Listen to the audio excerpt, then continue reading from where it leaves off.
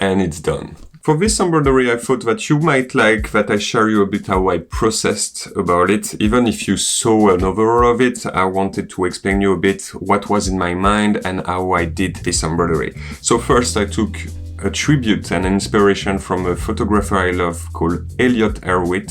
I'm a huge fan of street photography from old times in black and whites with analog cameras, and Elliot Erwitt is one of my favorite. I love the way he composes.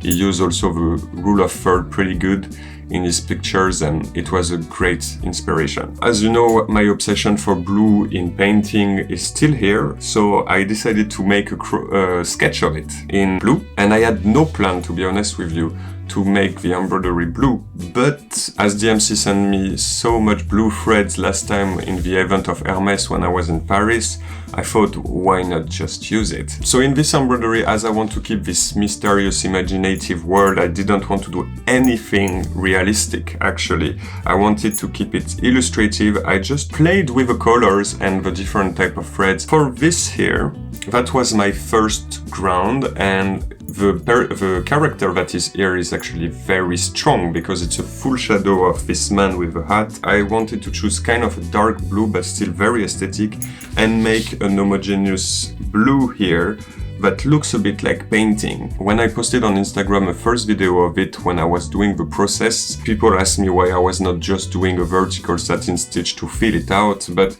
if you want to make a nice effect here, of painting and also of natural feeling, I advise you to follow the shape with split stitch. For example, I did 3 strands here and it works just great. And then I've been for the bench just suggesting simple lines with backstitch. My goal for this year of 2020 is to work really on the colors because that's my weakness, and also the simplification. Not that I want to work less or I want to make less details, it's just I'm focusing too much since a long time about details, and I want to go really to the main message. I want to go with my art with simple things. And I noticed just with this piece that we can do really effective illusion with simple tricks. For example, as the first ground was the first thing, I used the most strands, and then I did my lamppost with 2 strands, and I used the satin stitch with a new DMC étoilé, the shiny threads. And you see for the detail that you have here, that you can see also before in the video, I use 1 strand. So I really use the number of strands to make a perspective and also a dimension. For the horizon of here and also all the rest of the buildings here, I used the lighter blue. So I was going from the dark to the light. And again, it's to play on the dimension. It's really by using these small tricks that you suggest to the eye that there is a perspective or there is a dimension, there is a shadow and things like this.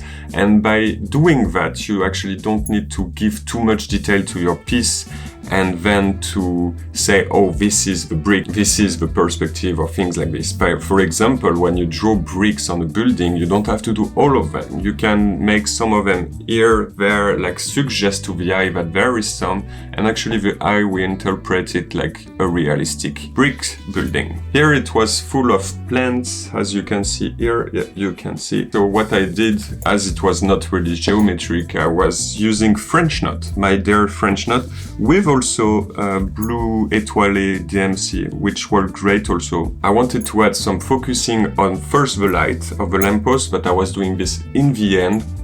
But it was really these 2 characters next to the dogs that was like the focus of my piece, and I decided to make it with gold threads. So I suggested only with contours. I was thinking if I would fill it, but actually didn't need to. That's the nice thing with this piece is when you look at it, your eyes go directly onto them because they are completely a part of the whole of a piece in terms of colors and techniques.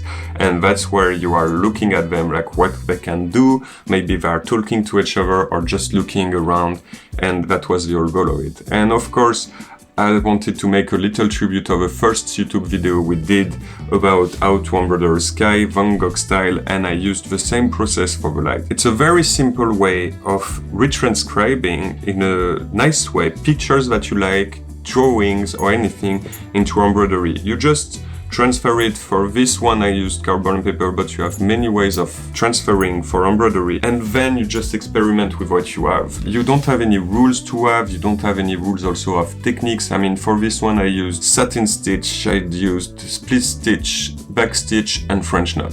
That's basically it, and that's what you need to do basically, and that's what we are teaching to our courses many times, that it's not about really the stitch that you are using, but it's about the movement, the placement and everything, and that's actually the art part. That's what we are teaching you in a more detailed course, where we can explain you really our vision and that you can implement it in your own work. I hope you enjoyed this video. Don't forget to subscribe, to let us a comment, and if you don't want to miss out any of our videos, don't forget the little bell button to have a notification where there is a new video. And see you next week for a new creation. We don't know about what. We want with this channel actually to share you many ways of creation, so not only embroidery, it could be photography, drawing, painting or whatever we want to show you at that time. See you next time.